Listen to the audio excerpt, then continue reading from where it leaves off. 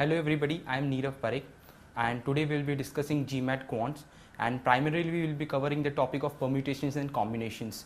Now permutations and combinations is a very interesting topic.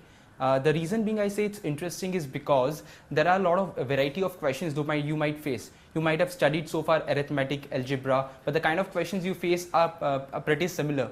But PNC could give you a lot of variety of questions. And today we'll try to see some fundamental rules that define permutations and combinations. Before we start discussing permutations and combinations, I would want you to discuss a few other concepts, starting with the fundamental law of multiplication. Suppose you want to go from station A to station B and station B to station C. From station A to B you have 5 ways, and from station B to C you have 4 ways.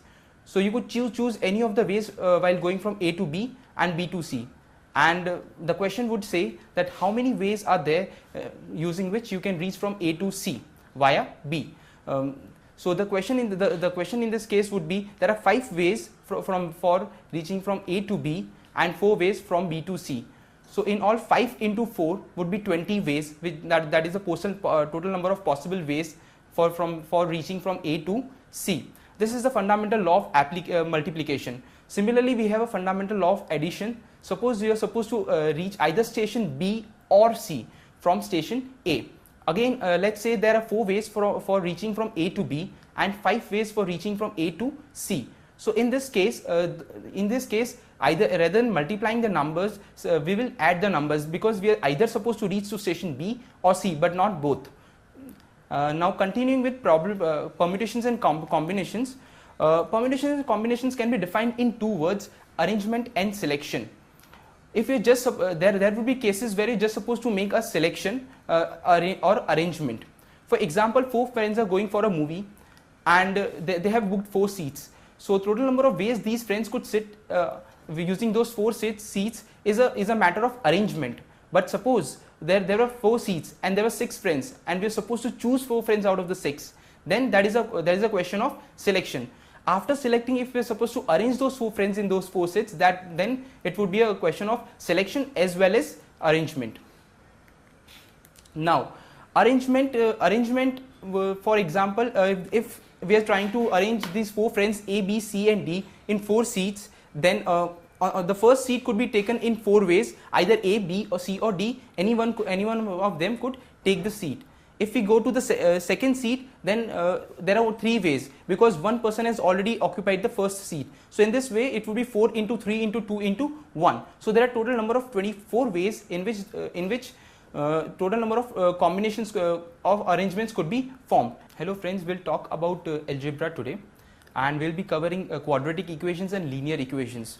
First of all, what is an equation? Equation is derived from a word called equate. So whenever we have variables and constants and coefficients, we equate them to get various lines. For example, a linear equation, the graph of a linear equation is nothing but a line. 2x plus 3y is equal to 5. So this equation means that x and y are variables, 2 and 3 are coefficients, and phi is a constant. And when we try to plot this particular 2x plus 3y equal to 5 on a graph, it's a line. Similarly, we can take another line, 3x plus 4y is equal to 6. When we try to solve these 2 equations, we get a point, and these lines are called simultaneous. These equations are called simultaneous equations. Similarly, we have quadratic equations. Quadratic equations are equations wherein the variable has a power of 2. For example, ax square plus bx plus c is equal to 0, where a and b are coefficients and c is a constant. Again, x is a variable. Ax square plus bx plus c would not have a linear graph. It would have 2 set of solutions, since the power is 2. So anytime whatever the power is there for any of the polynomials, you will get that many number of roots. For example, talking about x square minus 2x plus 1 equal to 0, this would have 2 solutions. So you can either solve it by breaking it into factors, or you can solve it by using a formula b square minus 4ac is equal to 0. Now solving these equations could be done either using substitution method or either by elimination method. These are methods used to solve the simultaneous equations.